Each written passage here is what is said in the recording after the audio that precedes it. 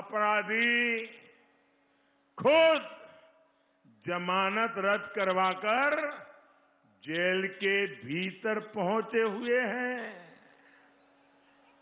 भाइयों और बहनों, बुरी तरह चुनाव हार रहे इन घोर परिवारवादी अब जात पात के नाम पर जहर फैलाएंगे, लेकिन आपको केवल एक ही बात याद रखनी है, एक ही मंत्र, यूपी का विकास, विकास, विकास, देश का विकास, विकास, विकास।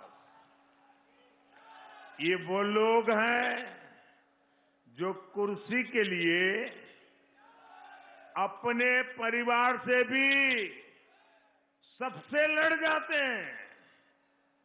इसलिए ये घोर परिवारवादी किसी जाति या समाज के लिए भी नहीं हो सकते। साथियों, यूपी में आपने जिस डबल इंजन की सरकार को आशीर्वाद दिया है, वो किसी एक खानदान की सरकार नहीं है। कोई कह सकता है क्या कि यूपी में खानदान की सरकार है? कोई कह सकता है दिल्ली में भारत की सरकार खानदान की सरकार है? कोई कह सकता है क्या? ये गरीब, किसान, नौजवानों की सरकार है। हमने 5 साल आपके लिए जी तोड़ मेहनत की है, लेकिन मुझे इस बात का अफसोस है कि 2014 से लेकर 2017 के बीच यूपी में इन परिवारवादियों ने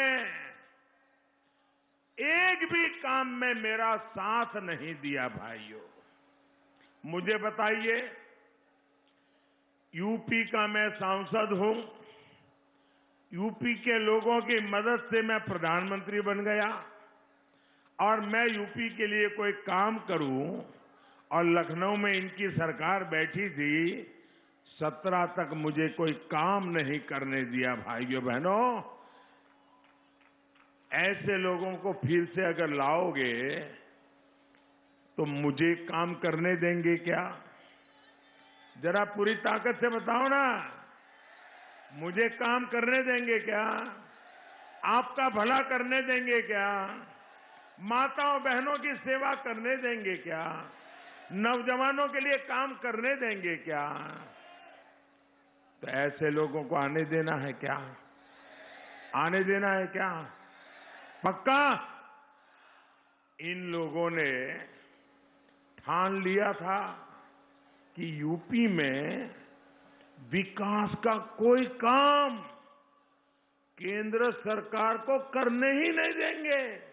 अरे इतने शर्माते थे, इतने शर्माते थे, शायद भीतर से इतने कांपते थे कि मैं यहां आता था, कार्यक्रम करता था, वो मेरे साथ मंच पे ले आते थे, एयरपोर्ट से ही भाग जाते थे। उनको डर लगता था कि कहीं कुछ पूछ लेंगे और मैं कुछ जवाब नहीं दे पाऊंगा तो क्या होगा। साथियों, यूपी में गरीब के लिए काम तब शुरू हुआ जब 2017 में आपने यहां डबल इंजन की सरकार बनाई। इन 5 सालों में हमने हरदोई के करीब 70,000 गरीब परिवारों को प्रधानमंत्री आवास दिए। यह आंकड़ा याद रहेगा आपको। आंकड़ा आपको याद रहे